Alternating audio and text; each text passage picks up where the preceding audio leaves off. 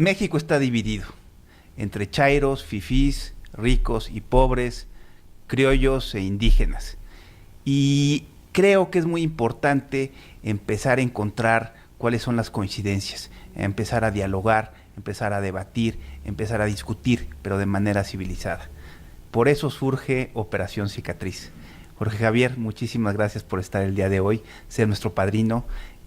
Nos encanta tenerte, aparte de que, bueno, eres una figura notabilísima de la academia y del mundo intelectual en México, pues eres un gran amigo, y eres un gran amigo de Campus. Muchas gracias, Eche, feliz. Bienvenido. ¿No? ¿Cómo has estado? Pues bueno, después de 3 meses de inactividad absoluta con la huelga de la UAM, que ha afectado 58,000 estudiantes quedaron afectados por esta huelga, ¿no? Ya finalmente hubo pacto entre el sindicato y las autoridades, pero fue una huelga absurda porque volvimos al punto de inicio, es decir, el aumento salarial no fue mayor del que ofreció originalmente la universidad, se consiguieron cosas marginales, contractuales, y sobre todo el sindicato sí se lleva una muy buena tajada porque van a abrir más plazas administrativas en una universidad que ya de por sí tiene 4,500 administrativos frente a solo 3,000 académicos. Es decir, es una universidad que ya está funcionando para darle empleo a redes de clientelas sindicales en lugar de cumplir su función esencial, que es la investigación, la docencia y la difusión de la cultura, ¿no? ¿Y qué fue lo que pasó? Porque no es extraño que se dé en esos momentos una huelga que dura tanto tiempo. Así es, por supuesto que hay de atrás agenda política. Una de las cosas que planteó el sindicato, que no es materia de negociación contractual, era que las autoridades se bajaran el sueldo para cumplir con las reglas de la ley de salarios máximos que impulsó el gobierno de López Obrador. Es decir, están tratando de imponer la agenda del gobierno en la universidad por una vía que es pues espuria, porque afecta a la vida académica de la universidad brutalmente. Las pérdidas son enormes, ¿no? Caray. Sí. Y los más afectados pues son los estudiantes, los jóvenes. Estuvieron 3 meses sin poder asistir a clases. Así es, ya se perdió el trimestre, se tiene que reprogramar todo. Aparte la UAM es por trimestres, ¿no? Claro, es por trimestres. Tiene un calendario diferente. Un calendario diferente a todas las demás. Se pierde el trimestre de invierno de 2019, se perdió un proceso de ingreso. Es decir, toda una generación que ya no pudo ingresar a la UAM, un montón de estudiantes. ¿Cuántos jóvenes se quedan afuera? Pues se quedan afuera 5 o 6 mil jóvenes. Cuando el gobierno está diciendo que además quiere cubrir toda la demanda de educación superior, se frena el ingreso a una generación en la UAM. Eso es realmente absurdo, ¿no? Y bueno, por supuesto, además de todos los costos que hay en procesos de investigación, proyectos que están en curso, que tuvieron que detenerse, sobre todo los que tienen que ver con ciencias básicas, ¿no? Pero eso es algo que está pasando en varios aspectos de la 4T, es decir, el caso de la UAM es clarísimo. El presidente habla de que se tiene que darle cabida a estos ninis, ya sea en las empresas o en las escuelas, y se pone, por ejemplo, a desarrollar todo un sistema educativo universitario al margen de lo ya establecido. Exacto. Es decir, al margen de las universidades públicas como la UNAM o la UAM, ¿no? Pero con este tipo de sucesos, lo que vemos al final es que muchos jóvenes se quedan fuera, se quedan relegados, se quedan sin un espacio en donde poder estudiar, mientras se desarrolla este sistema para darle cabida a más jóvenes, para que puedan poder estudiar, asistir a una universidad. También se habla de que ya está plasmado en la Constitución, ya es por ley y es obligatorio el nivel superior. ¿Es esto correcto? Bueno, todavía no se aprueba la reforma constitucional porque se atoró en el Senado la reforma constitucional al artículo 3º, que estaba diseñada originalmente desde el gobierno para dar marcha atrás de manera completa a todo lo que se había reformado en 2013, que tenía 2 pilares, la reforma de 2013. La profesionalización de los maestros, para que fuera por concurso de oposición que entraran a dar clase y para que después todos los procesos de promoción interna en la carrera se dieran de acuerdo a evaluaciones de desempeño, etcétera. Eso era muy importante porque antes, ¿qué era lo que teníamos? Un sistema en el que el sindicato controlaba quién ingresaba y cómo se promovía, lo cual le había llevado a un sistema de venta de plazas. Un sistema de venta de plazas que era abierto además, ¿no? Se publicaban convocatorias de venta de plazas. Entonces, eso es lo que se quiso acabar con la reforma de 2013, porque además eso tuvo efectos muy negativos sobre todo el sistema educativo, porque teníamos profesores que tenían incentivos sindicales y políticos, pero no académicos y profesionales. Nadie les preguntaba si sabían leer y escribir o si sabían enseñar, ¿no? Bueno, eso se quiso modificar en la reforma de 2013, pero acabó fracasando porque los maestros nunca aceptaron el cambio, en buena medida porque a la hora de diseñar la ley secundaria les pusieron la evaluación más bien como un castigo en lugar de como un mecanismo de promoción. Bueno, eso lo quería eliminar completamente López Obrador y quería eliminar también completamente la autonomía del Instituto de Evaluación de la Educación, quería eliminarlo. En las negociaciones legislativas se llegó a un acuerdo distinto.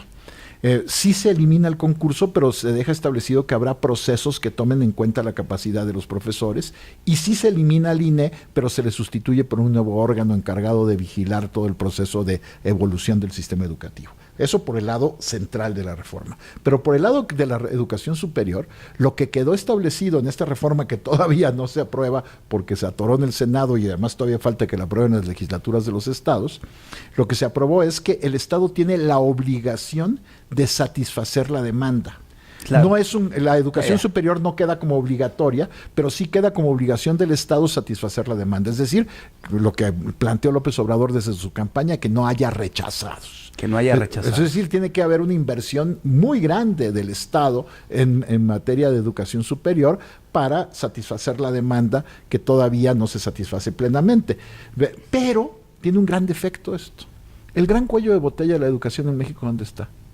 No está ahí. El gran cuello de botella está en los 15 años, en la gente que termina la secundaria y pasa a la prepa. Ahí es donde estamos atorados y ahí es donde se tienen que hacer las grandes inversiones y las grandes reformas curriculares y demás para que tengamos un sistema de bachillerato más moderno, más flexible y para que tengamos también mejores condiciones para que los niños no abandonen la escuela, para que los adolescentes no abandonen la escuela. Ahora, que no haya rechazados, pues se escucha bien.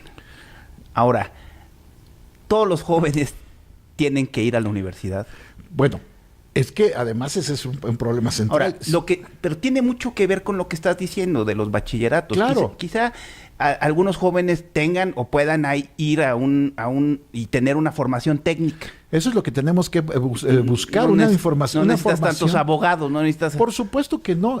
Contadores. Cuando yo veo que en la UAM, por ejemplo, Xochimilco, donde yo doy clases, se abren 3 grupos de política y gestión social. Yo digo, ¿y estos dónde van a trabajar después? ¿De verdad hay una demanda social para esta formación? Ahí tenemos un gran problema porque tenemos muy mal diseño que en la relación entre la demanda de educación superior y después la demanda de empleo. No estamos formando a la gente que requiere la economía mexicana para ser empleable. Una encuesta de hace años, habría que replicarla ya ahora de nuevo, una encuesta de hace años que conocí, que le preguntaba a los egresados de Ciencias Sociales de la UAM a dónde trabajaban, reflejaba que buena parte de ellos trabajaba como choferes de transporte público o como vigilantes de edificios, en el caso de los varones, y muchas chicas acababan trabajando pues en estéticas y salones de belleza y demás, no trabajaban en su carrera. Entonces gastas en una formación que después no sirve. Y eso es un problema serio de todo el diseño de nuestra educación superior. Ahora lo que la educación superior está deslindada de la industria. Exacto. Necesitamos un sistema de formación dual que forme realmente para la empleabilidad, para que la gente se pueda emplear. Y eso es lo que no estamos haciendo. Y eso, bueno, López Obrador quiere impulsarlo, se supone, con el programa de Jóvenes Construyendo el Futuro, que la idea puede ser muy buena, pero está tan mal diseñado que estoy seguro que se va a prestar para todos los procesos de corrupción y de simulación que te puedas imaginar. Y además, bueno, esa es pura formación profesional, no Ahora, como no superior. condición sine qua non para pertenecer o ingresar a este programa, es ir a las sesiones de en el Centro de Formación Política. Así es. Entonces, es decir, en realidad está formando clientelas, ¿no? Está formando clientelas y está formando moles, ¿no? Para que se integren a las empresas, a los negocios, a la industria, que estos eventualmente, pueden ser una amenaza, no solamente a la directiva de estas empresas o de los negocios, sino también a los sindicatos ya establecidos. Claro, bueno, estoy diciendo una locura. No, hay un punto. En realidad, lo que está ocurriendo ya, porque el programa ya está en marcha, es que está destruyendo empleo formal para ser sustituido por estos programas de formación, y está sirviendo como subsidio a las empresas que los contratan, porque pueden tener el apoyo gubernamental para tener empleados mucho más baratos y que no tienen derechos laborales. Eso es lo que está ocurriendo ya en la realidad con este programa, ¿no? Entonces, bueno, un programa de ese tipo bien diseñado podría promover la formación dual, pero no es el caso. Y por el otro lado está creando habla de 100 universidades, las universidades Benito Juárez, ¿no?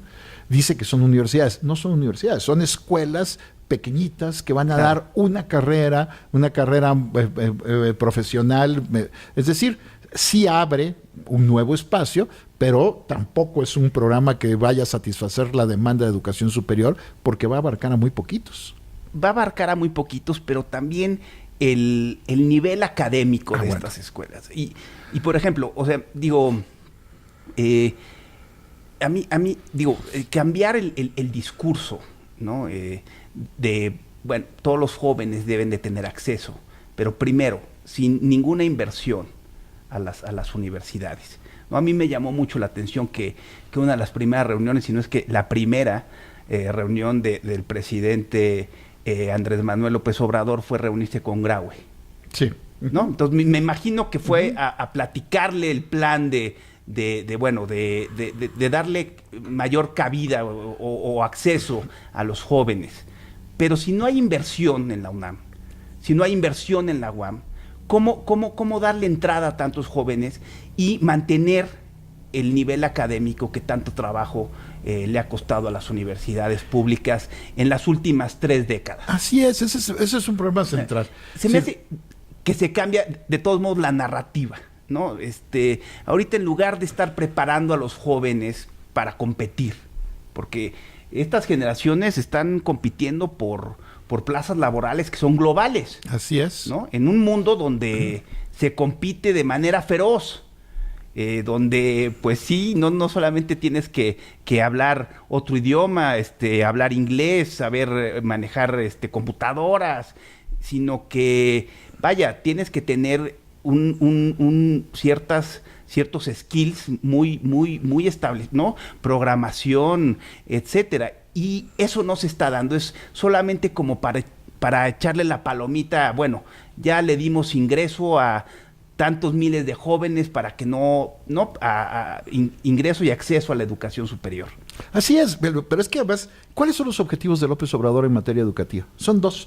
La gobernabilidad, es decir, serenar a los maestros, por lo tanto regresarles privilegios a los sindicatos para que el CENTE y la CENTE los controlen en la educación básica y media, y la inclusión, dice él, ¿no? Es decir, hacer que más jóvenes de bachillerato, de educación superior, estén en la escuela.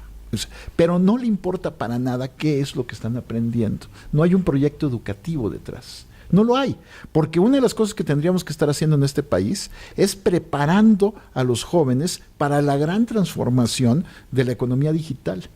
Lo que México durante todos estos años, los que habla López Obrador del modelo neoliberal y todo, lo que ha vendido en el mercado mundial ha sido muertos de hambre. Lo que hemos estado vendiendo ha sido diferencial salarial. Pero todos esos empleos requieren muy poca capacitación y van a ser sustituidos. La mayor parte del empleo que hoy México le vende al mundo en las plantas de automóviles, etcétera, va a ser sustituido porque es empleo que puede ser hecho por robots.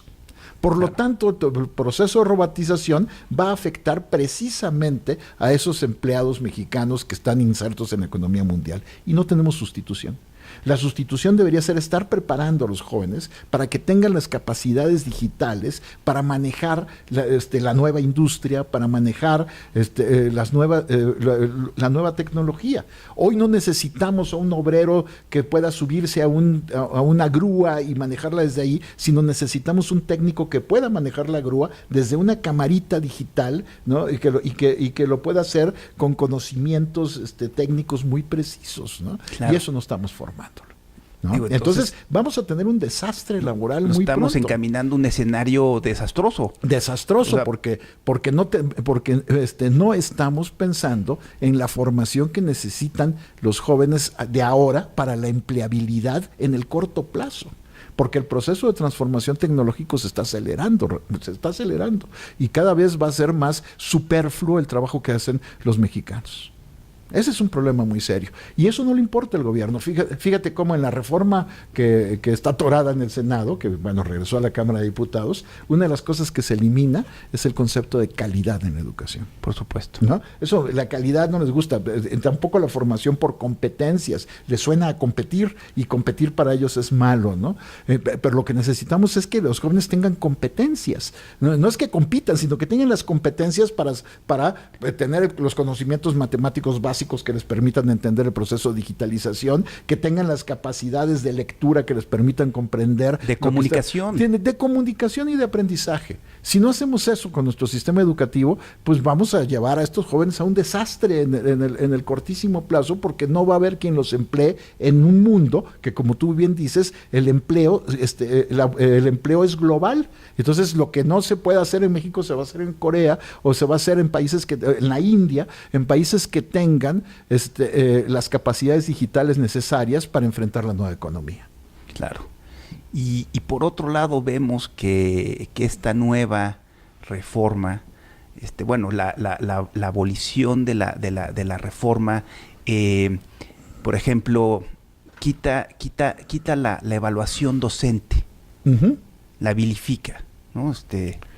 Pues la quita los efectos negativos de la evaluación y la deja en un papel pues bastante ambiguo. Hay que ver cómo queda la ley, porque todavía falta que se haga la ley que va a sustituir a la ley del servicio profesional docente. Ahora es una ley de carrera de los maestros, porque además hay que ver la redacción del artículo, que es una barbaridad absoluta, es pura retórica y discurso, ¿no? Como el Plan Nacional de Desarrollo. Los discursos le encantan, pero los comos, esos ya son más difíciles de plasmar. Y entonces habla de que la evaluación va a ser sobre todo diagnóstica, ¿no? Una evaluación que puede no tener consecuencias y a la hora de la hora puede no tener ningún efecto. En políticas públicas se dice que que lo que no se puede medir no se puede mejorar. Así es. Ese es el punto.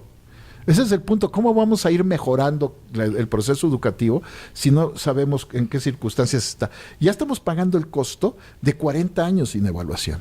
Se empezó a hacer evaluación finalmente hace unos 20 años, 18 años. Empezó a haber evaluación muy mala todavía. Y últimamente teníamos ya un instituto que estaba diseñando procesos de evaluación, no de los maestros, sino de todo el sistema educativo. Y eso, por supuesto, López Obrador decidió eliminarlo y a ver qué es lo que surge ahora. Y en materia de capacitación.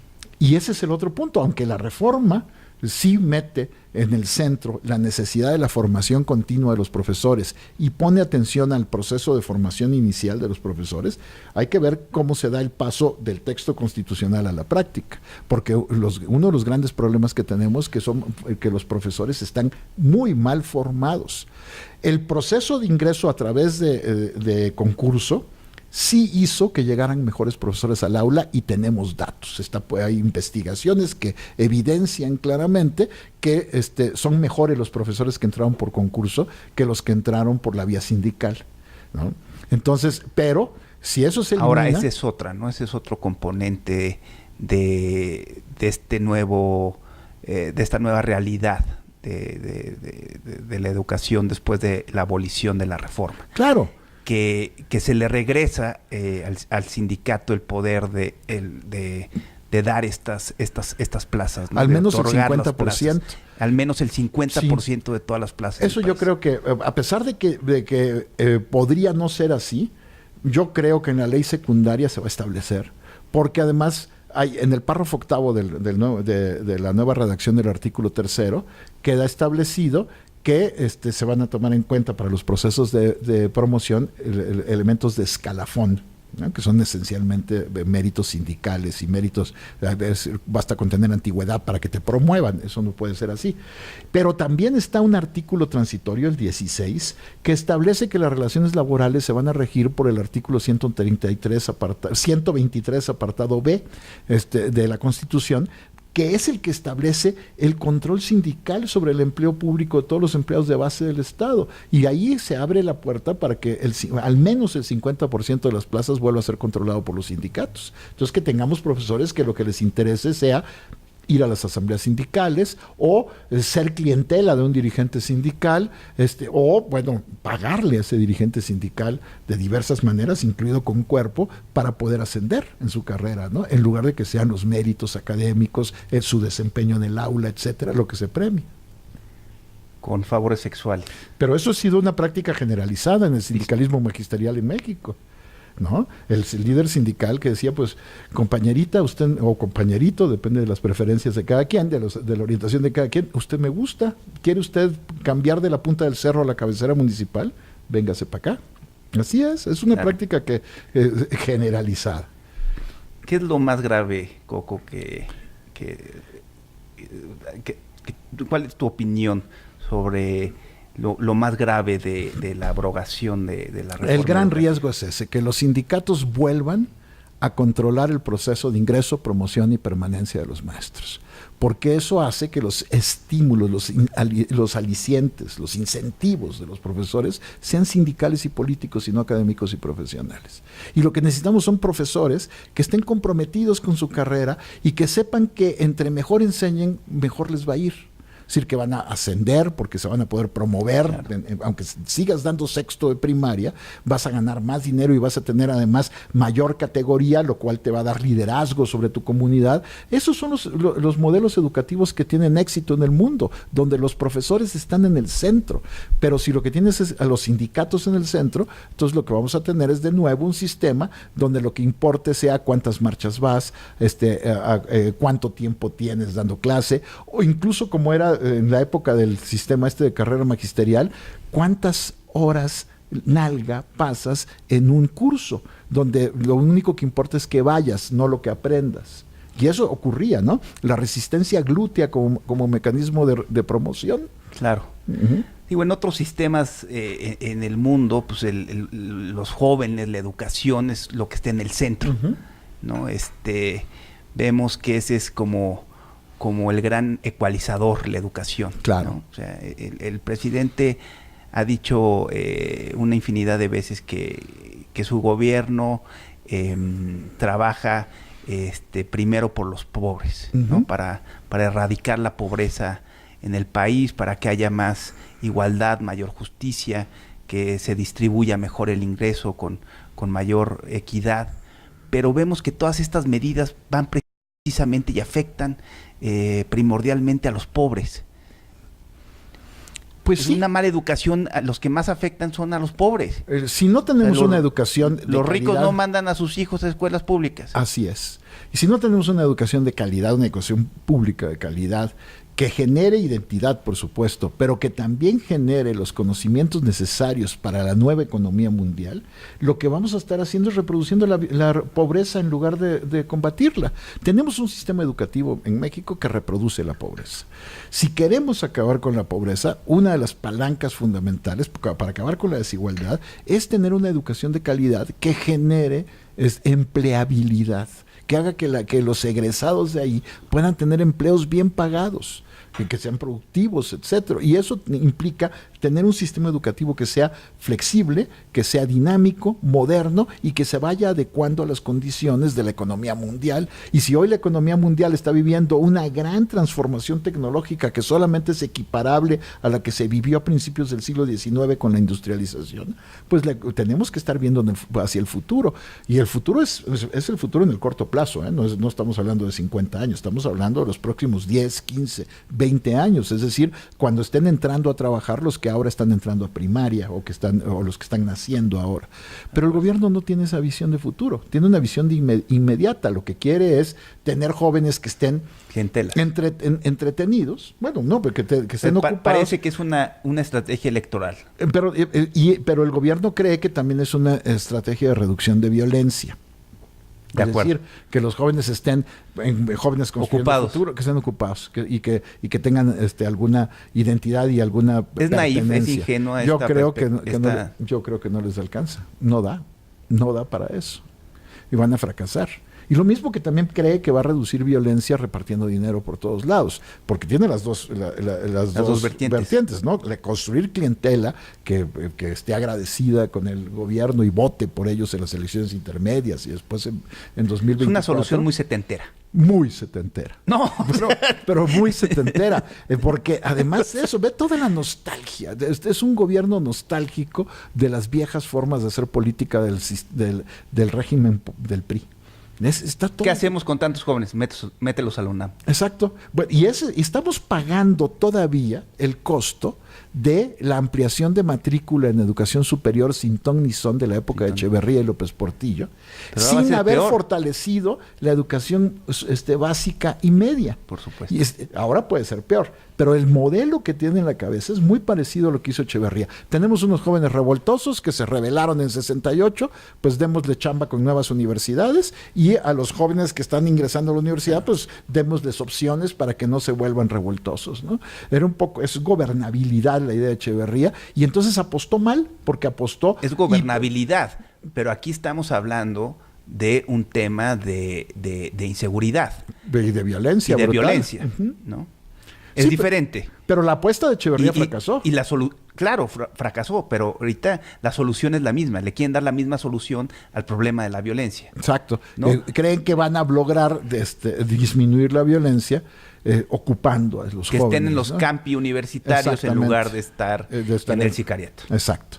Que es ingenuo. A mí me parece ingenuo, a mí me parece que no están entendiendo el problema, cuáles son los incentivos que llevan a los jóvenes a irse hacia la violencia, cuál es la dimensión de ese fenómeno, y además cuáles son los mecanismos para reducir la violencia que ya no pueden ser los antiguos, porque efectivamente el PRI reducía la violencia repartiendo dinero entre las clientelas, negociando la desobediencia de la ley y dando protecciones particulares. ¿Vamos a volver a eso? Eso ya no se puede volver.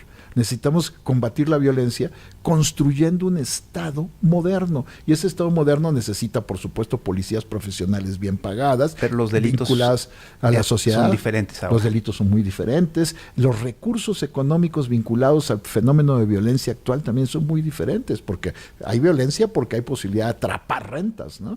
Las drogas fueron durante mucho tiempo el principal ingreso, pero ahora tenemos una diversificación, en buena medida porque la acumulación originaria la hicieron con las drogas, entonces ya tuvieron estos grupos de delincuencia organizada armas y ejércitos reclutados que pueden usar para atrapar otras fuentes de renta. Y en eso compiten con el Estado, ¿no? Cuando están vendiendo derecho de piso, están compitiendo con el Estado, ¿no?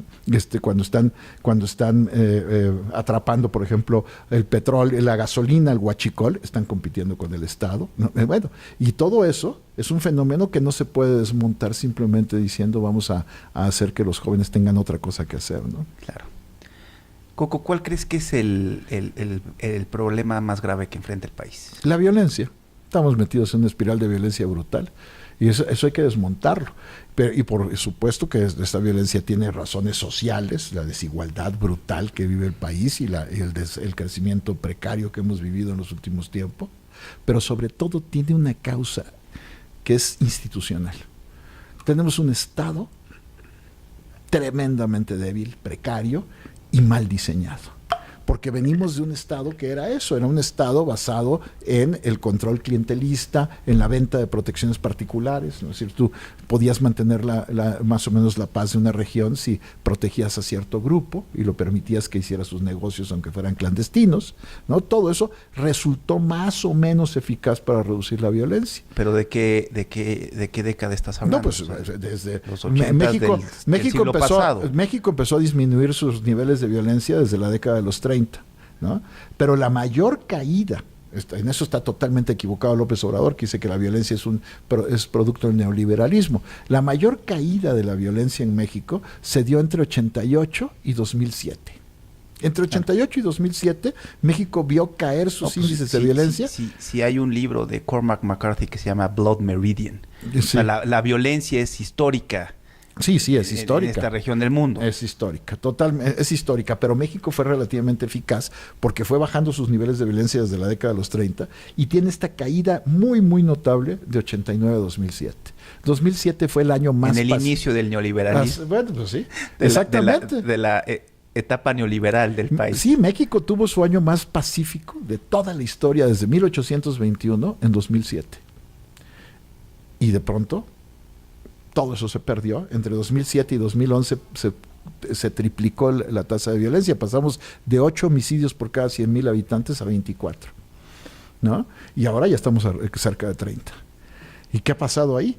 Y no se puede simplemente atribuir a un gobierno o a otro. Es un fenómeno que tiene que ver con un Estado que no tuvo los mecanismos necesarios para transformarse, ¿no? Y pasamos de un Estado que vendía protecciones particulares, muy corrupto, muy corrupto, pero que resolvía más o menos los problemas de violencia, a un Estado que ya no tiene ninguna capacidad para resolver eso. Y entonces es un proceso lo que necesitamos es un proceso de reconstrucción estatal que empiece por los municipios. Con municipios que tengan fortalecimiento institucional. De fortalecimiento institucional. Lo que tenemos es ausencia de Estado. Claro. ¿No? Pero la solución que ha promovido el gobierno de la 4T es totalmente en otro sentido. Sí. Que el fortalecimiento institucional. Pues bueno, tiene la manera en la que quiere fortalecer al Estado es con la Guardia Nacional, que es una forma de militarizar la seguridad pero sobre todo de centralizarla. Entonces, ¿de verdad una apuesta centralizadora va a ser eficaz? Fue eficaz en otras épocas, ¿no? Porfirio Díaz centralizó. Hay un artículo muy interesante en el Nexos de Mayo de José Antonio Aguilar que dice que no estamos viviendo la cuarta transformación, sino la tercera restauración. Sí. Está muy bueno, ¿no? Porque efectivamente, Porfirio Díaz restauró el orden central, autoritario, después vino la revolución y después, a partir de la formación del PRI, hay una restauración de ese orden. De ahora estamos viendo, después del 20 años de transición democrática y de modernización política, estamos viendo una nueva centralización del poder, concentración presidencialista, ¿no? Bueno, pues sí, yo creo que la apuesta es una apuesta que va en un sentido equivocado. Centralizar, en lugar de fortalecer, de hacer un gran trabajo de construcción estatal desde lo local y de ahí para arriba, se está volviendo a tratar de construir el Estado de arriba hacia abajo, que ese ha sido el error histórico de México. Claro. Uh-huh. Ahora, el debate se ha centrado en el liderazgo al interior de la Guardia Nacional, ¿no? Si debe de ser militar o civil. ¿Crees que eso es lo más importante y lo más riesgoso? Digo, yo veo otras cosas también ahí en la Guardia Nacional, por ejemplo, todas las facultades que se les están dando. Eso es el problema. ¿No? De coadyuvancia en sustitución, ni siquiera es coadyuvancia, sino es sustitución del Ministerio Público, ¿no? Y entonces no estamos construyendo un orden jurídico de derechos garantista. Parece un grupo un organismo que vaya de seguridad de un régimen totalitario, uh-huh. más que no, porque esto, digo, independientemente de si es civil el mando o militar, ¿no? Esto veo que se puede convertir en una herramienta de persecución política. Puede ser, claro que sí. Puede ser, porque además es un mando totalmente centralizado. Tienes toda la razón. Si tú ves la evolución de los cuerpos de seguridad en los últimos 100 años en el mundo... bueno, las facultades del Ministerio Público, ajá, capacidad para... recopilar inteligencia, y si a eso espionaje, investigación, ¿no? Y bueno, con el componente castrense que va a tener la Guardia Nacional. Y si a eso le sumas el régimen especial de delincuencia organizada que está en la Constitución desde 2008, tienes una combinación que puede ser muy peligrosa. Dice López Obrador, pero yo no voy a reprimir al pueblo, pero yo soy bueno. Bueno, pero está construyendo un cuerpo que no necesariamente va a estar en sus manos. Claro. Esperemos, en 6 años, ¿no? Claro. Esperemos que en 6 años no esté en sus manos. Pero de todas maneras hay un riesgo de que pueda estar. ¿Qué pasa? ¿Qué va a pasar si el gobierno de López Obrador fracasa y lo que viene en 6 años es un personaje tipo Bolsonaro, el brasileño? Cuauhtémoc. Bueno, puede ser. ¿Sí? Nuestro gobernador en Morelos, claro, Cuauhtémoc Blanco. Cuauhtémoc Blanco, bueno, eso sería un escenario benigno. No, pues, ¿quién sabe quién está? Porque, pero por ejemplo, no sé, el Bronco. Doña Beatriz Gutiérrez Müller. Bueno, ese ya sería un escenario. Oye, digo, no, sí, claro. ¿No lo ves? Pues sí, con claro esto de los duetos con la señora Libertad y las canciones de Manzanero. Yo a veces la veo y digo, vamos a extrañar a Martita Sagún. O a la gaviota. Bueno, la gaviota por lo menos sí fue muy discreta. Fue muy discreta. Después de su escándalo de la Casa Blanca fue muy discreta. Fue muy discreta. No, el protagonismo de la doctora Gutiérrez Müller es verdaderamente aterrador, ¿no?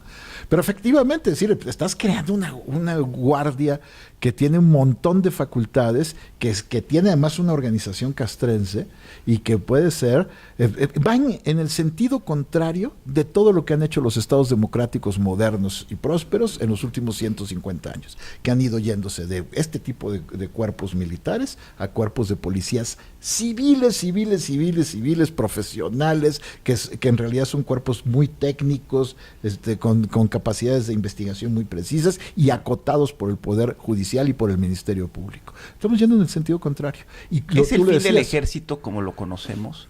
Pues no. ¿Se puede hablar de una nueva etapa del ejército mexicano? Pues un ejército mucho más fuerte. Lo que hemos visto es un proceso de fortalecimiento del ejército después de que el pacto de 1946, cuando el PRM se convirtió en PRI, en la época que llegó Miguel Alemán a la presidencia, el ejército pasó a tener un papel pues secundario, ¿no? Después de que había sido protagónico en toda la historia de México, pasó a tener un papel secundario, aunque se les dejaron grandes negocios. Es decir, el ejército era el que vendía protección, por supuesto, al narcotráfico, por poner y no solo eso, hicieron negocios de construcción, pero estaban en un segundo plano político. Ahora lo que hemos visto en los últimos 15 años, 12, 15 años, es una recuperación del protagonismo del ejército. Y López Obrador... Tiene mucha mayor prominencia. Mucho mayor prominencia. O sea, pues el presidente ve un problema y lo primero que se le ocurre es que lo resuelve el ejército. Así es. Pues nada más hay que ver cómo le está dando... el aeropuerto. Los negocios que le está dando al ejército. Las pipas. Sí, y esto se ha visto en otros lados, ¿no? Pues hay que ver, después de la rebelión tamil en Sri Lanka... Quiere resolver la impericia administrativa y gerencial del gobierno... incorporando al ejército a tareas administrativas, gerenciales, de política pública. Exacto, entonces eso le está dando al ejército un poder que no ha tenido en México en los últimos 80 años. Y eso a mí me parece muy riesgoso, porque sí es un cambio en la base misma del Estado mexicano. Y también es un cambio que va en el sentido contrario de lo que se supone que se debe hacer. Las sociedades que prosperan son estos que tienen acceso libre a la organización política, económica y social, y que tienen bien controlados a sus ejércitos, ¿no? Ejércitos que se reducen y que están al servicio del Estado civil. Y aquí lo que estamos viendo es lo que ha ocurrido en los regímenes totalitarios, un aumento de presencia y de fuerza del ejército, ¿no? Lo puedes ver Erdogan en Turquía, ¿no? Putin en Rusia y otros estados autoritarios que lo que han hecho es recuperar el protagonismo del ejército por una vía parecida, que es la de convertirlos también en socios del poder. Bueno, Venezuela, desde luego. ¿Cuál tendría que ser la alternativa? en materia de seguridad? En materia de seguridad... Fortalecer la Policía Federal, los cuerpos existentes, pues es que yo reforzar no los... ¿Cuál fue el diagnóstico que usó López Obrador para decidir que la Policía Federal era un cuerpo corrupto que había que eliminar? Además no se corresponde su diagnóstico con la manera en la que está utilizando la Policía Federal a la hora de formar a la nueva Guardia Nacional, ¿no? Porque si fuera tan corrupta, bueno... Pero el caso es que ese fue el diagnóstico. Entonces, borrarla de un plumazo. Teníamos un cuerpo que se había ido formando. Yo creo que uno de los grandes problemas del gobierno de Peña Nieto fue que dejó de invertir en la Policía Federal. Al principio sí creó la división de la Gendarmería, que supuestamente iba a ser su gran apuesta. Esa apuesta la abandonó y volvió a darle todo el protagonismo al Ejército y fue dejando a la Policía Federal abandonada. Si esa Policía Federal se hubiera desarrollado también durante los 6 años de Peña Nieto, como se desarrolló al principio de su creación, cuando se transformó de la vieja Policía Federal Preventiva en Policía Federal, hoy tendríamos un cuerpo mucho más sólido.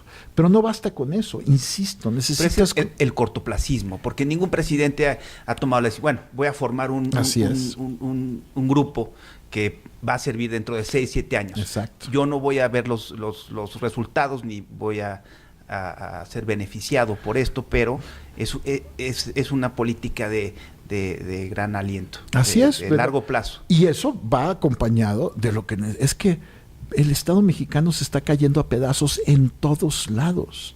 Hay que ver cómo la mayor parte de los gobiernos locales carece de capacidades para gobernar eficazmente.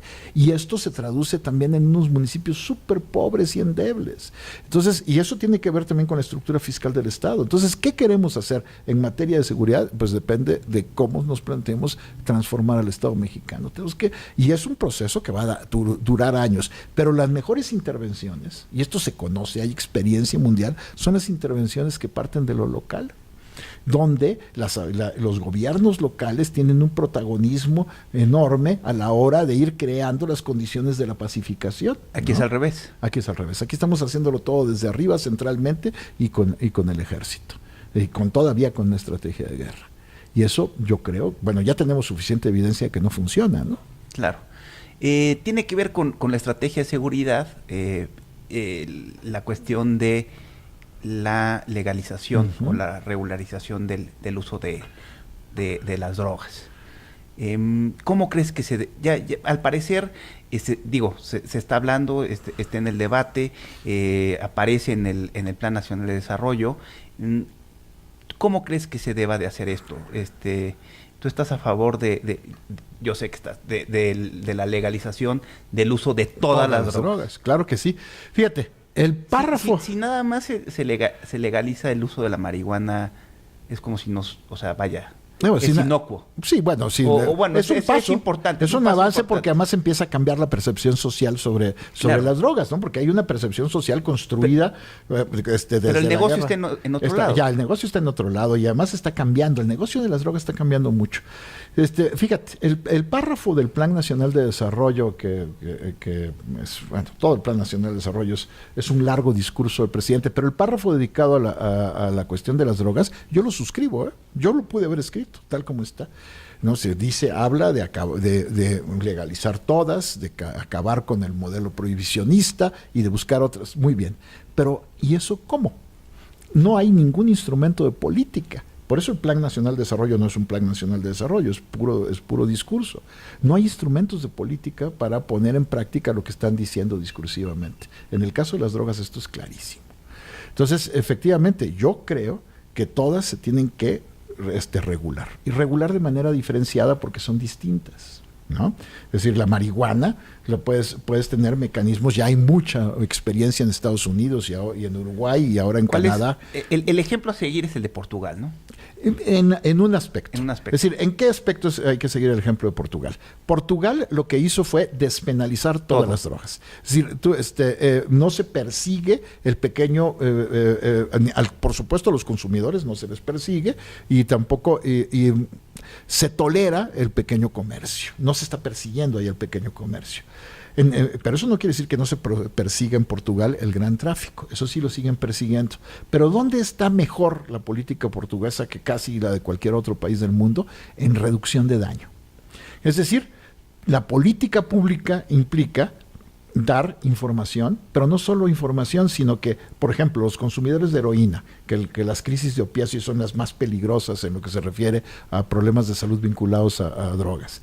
Los consumidores de heroína tenían, cuando empezó esta política hace 20 años, tenían 150,000 consumidores habituales de heroína, usuarios problemáticos, adictos, pues, de heroína.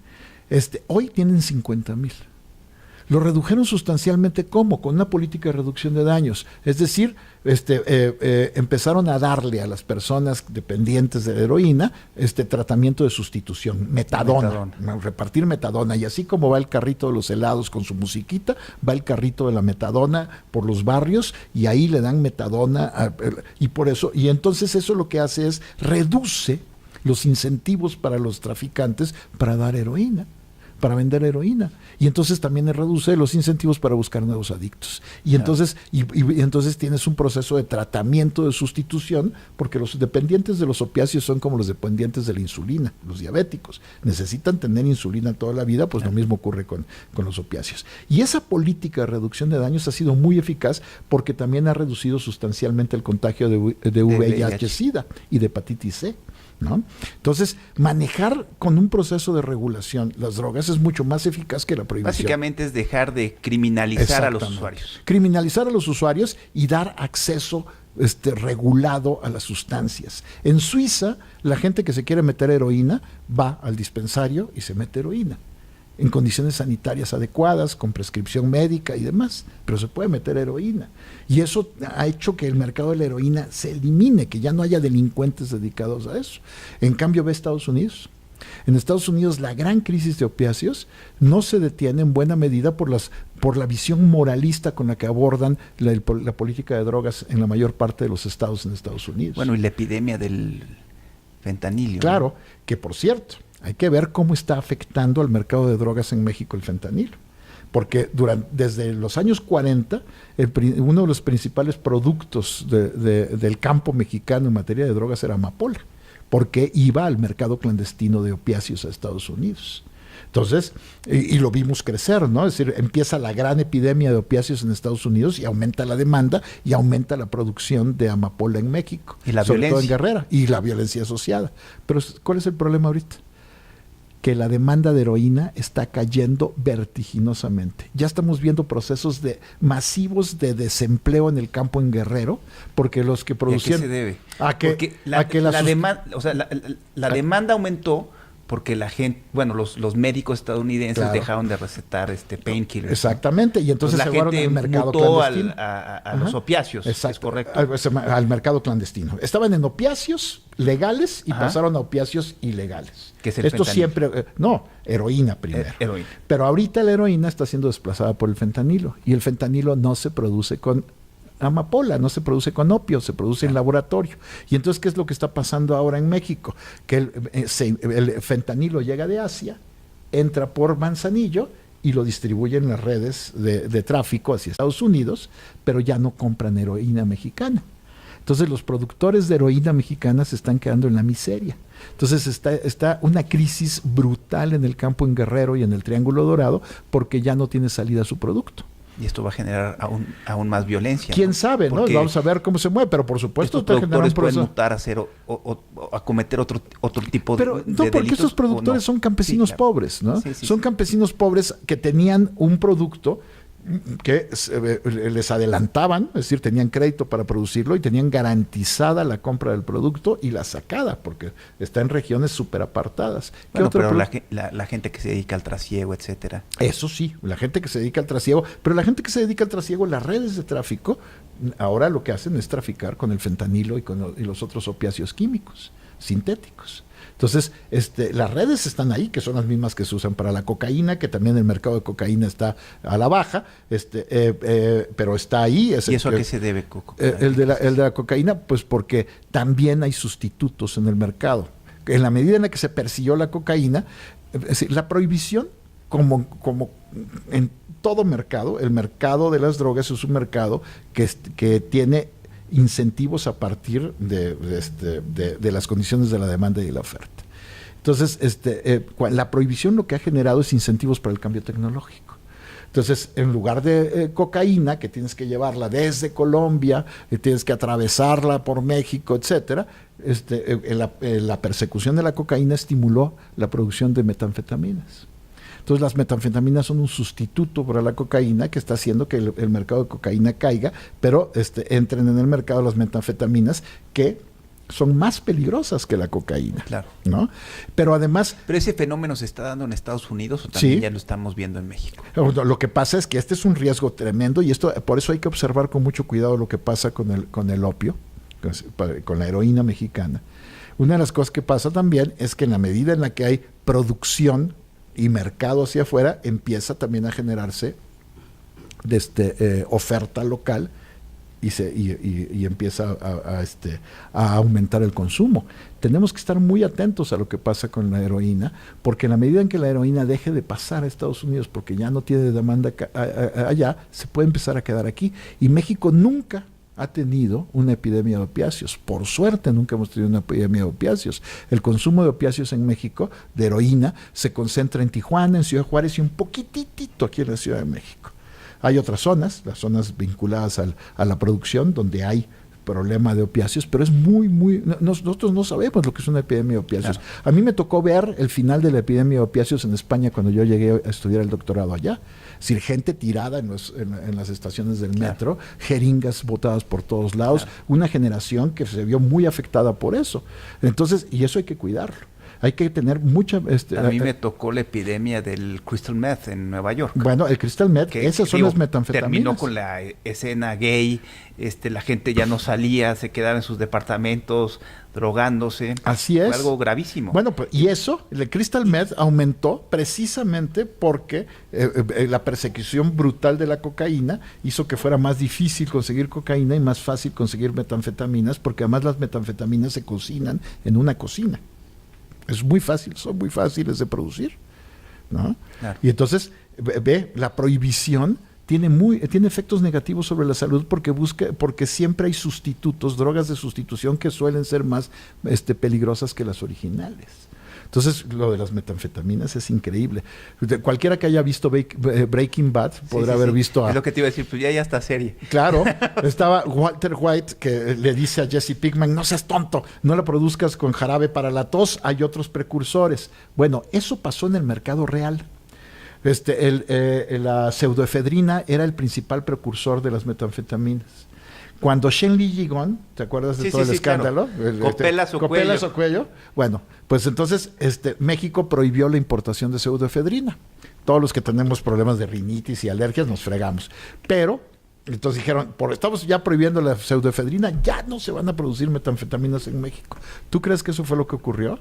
Pues no, fue un incentivo para el cambio tecnológico. Esto lo tengo documentado en un artículo que escribí sobre esto.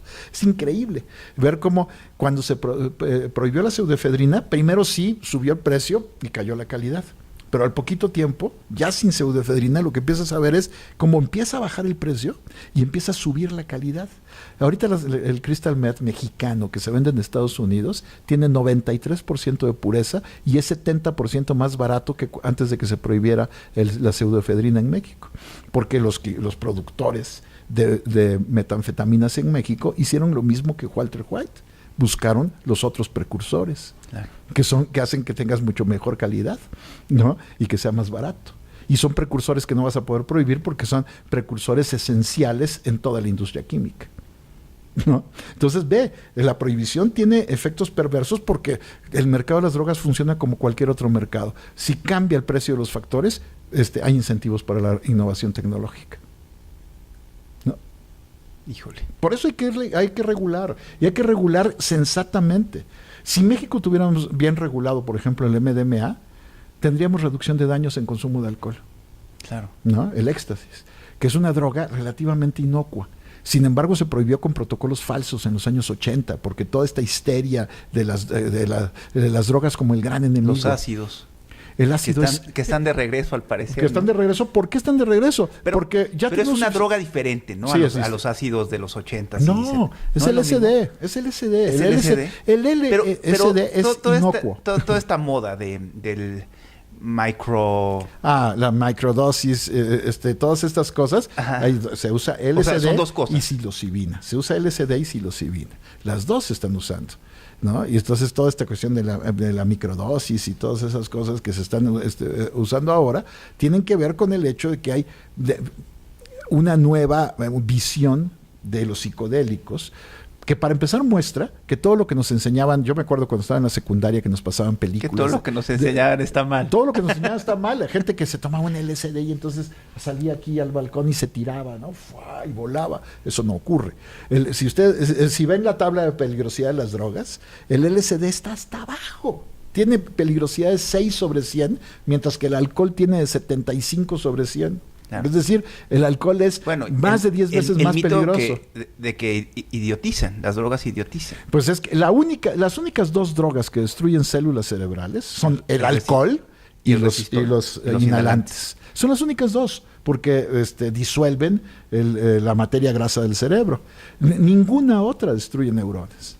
Puede destruir conexiones, pero la plasticidad del cerebro hace que se recuperen, ¿no? Entonces todo ese mito de que te vas a quedar idiota, por eso se llaman estupefacientes, porque estupidizan, ¿no?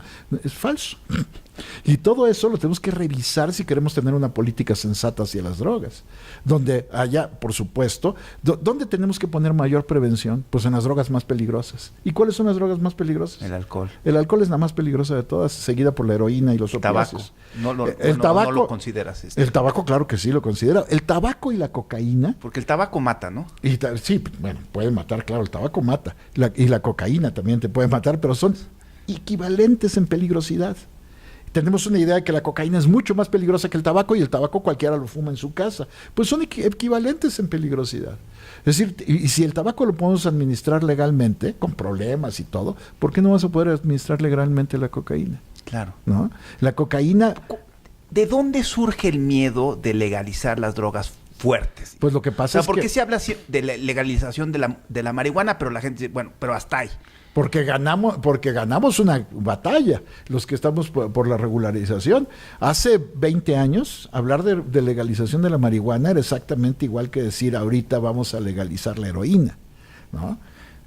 Así era, hace 20 años. Hemos ganado la batalla en la medida en la que hemos puesto sobre la mesa el hecho de que, para empezar, la marihuana es una droga relativamente segura, porque tiene un nivel de adicción muy bajo, y que por supuesto no es esa droga que genera locura como se difundía en los años 30, ¿no? Están esas películas de Reefer Madness, ¿no? La gente que se fumaba un churro y salía a violar. ¿no? Pues sí. Bueno, esa batalla la ganamos, una batalla cultural. Y esa es la batalla que hay que seguir dando.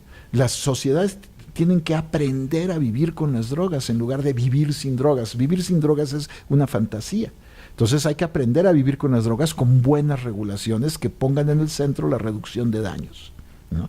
Y tenemos que hacerlo empezando con el alcohol. En México, ¿cuál es el gran problema de adicción que tenemos? El alcohol. El alcoholismo. Somos un país de dipsómanos. De dipsómanos. Y tenemos unos niveles de alcoholismo brutales, y la violencia y los accidentes y todo que genera el alcohol es brutal. Ahí es donde tendríamos que estar poniendo esfuerzos de prevención, de reducción de daños, etcétera, pero ahí tienes intereses económicos muy fuertes. Y ese es un tema que hay que ver a la hora de regular. Hay que ver que los intereses económicos estén constreñidos, ¿no? Restringidos. Entonces tienes problemas serios de órganos reguladores que no sean capturables, etcétera. No es un problema fácil, pero la peor vía, la política pública que ya evidentemente sabemos que fracasó, es la prohibición. Claro. ¿No? Coco, ya estamos por terminar, pero ¿qué te pareció la marcha del 5 de mayo? Bueno, por supuesto, a mí me parece que está espléndido que la gente salga a manifestarse, y que gente que antes no se manifestaba se manifieste. Y me da mucha risa también ver las reacciones desde la coalición del gobierno, ¿no? Descalificando la marcha de una manera muy similar a la que ellos fueron descalificados en otras épocas por los que ahora marcharon, ¿no? Lo que tenemos que aprender es a tener una sociedad donde la gente proteste y se manifieste los clasemedieros protestan pasan en domingo, Sí. No dañan comercio. Van muy limpios. Van muy limpios, todos Sí, a la moda, con claro. sus sombreros Panamá. Exacto, ¿no? Sí, entonces, por supuesto, eso se presta para todo tipo Son marchas en silencio. Marchas, más o menos, Bueno, porque hacemos más o sus menos, grititos, más o ¿no? menos. Pero efectivamente, porque estamos viendo una sociedad que cada vez tiene más formas de expresar sus disensos, y eso está muy bien. Mientras esos disensos se expresen pacíficamente y tengan el sistema electoral como vía de cambio, están bien las cosas. Pero sí, el asunto... Claro, pero es muy importante. Por ejemplo, México tiene uno de los aforos más altos el día de los comicios, ¿no? El porcentaje de la gente que asiste a votar, la gente participa muchísimo. Pero en otras manifestaciones políticas no participan tanto como en otros países. Así digamos, es. los estadounidenses al revés, ¿no? Muy poca gente Vota muy vota, poco. pero son mucho más participativos Claro, porque en México todavía tenemos una sociedad que lo poco que tiene organizado, lo tiene organizado o a través de la Iglesia Católica o a través de redes de clientelas políticas, que la mayor parte de ellas provenían del PRI. Y tenemos un porcentaje de organización social bajísimo. Apenas el 9% de la población mexicana pertenece a algún tipo de organización social.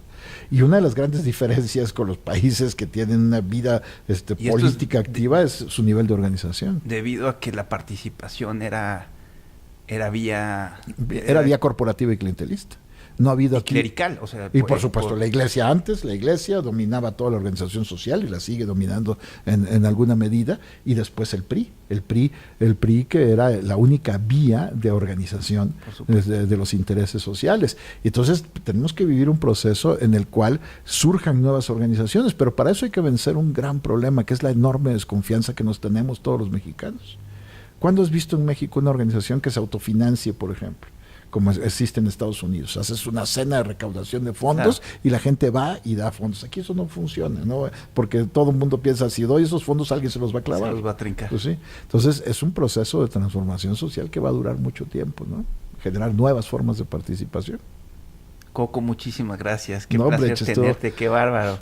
Qué rico. Muchísimas gracias. Gracias café. por apadrinar este nuevo segmento de Campus. No, muy bien. Operación Cicatriz. Excelente. Que lo que quiere es promover el diálogo, el debate, la discusión, pero también de manera civilizada. Así es. Yo creo que tenemos que encontrar los puntos de coincidencia.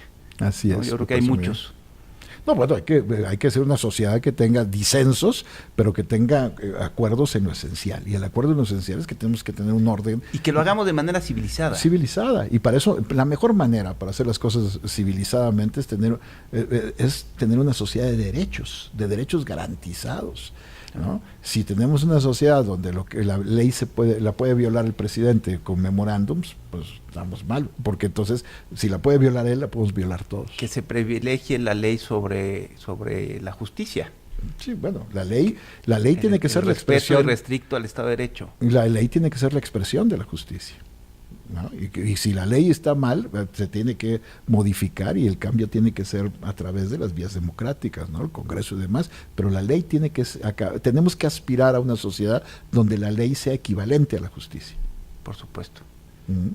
Bueno. Hermanito, muchísimas gracias. Al contrario, es riquísimo, ¿no? Hay que hacerlo más seguido. Por supuesto, te vemos pronto. Sale. Gracias. Nos vemos.